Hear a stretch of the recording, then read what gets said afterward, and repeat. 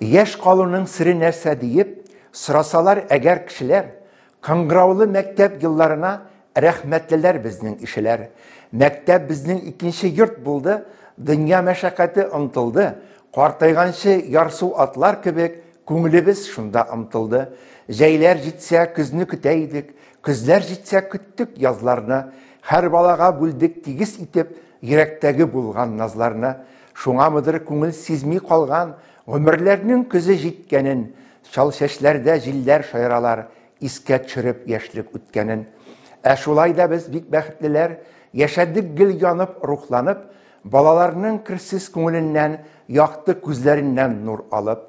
Уссалар да еллар агым судай, яшьлек шаулап үтеп китсә дә, йөрәгебез һаман япь-яшь калды, гомерләрнең көзе җитсә дә.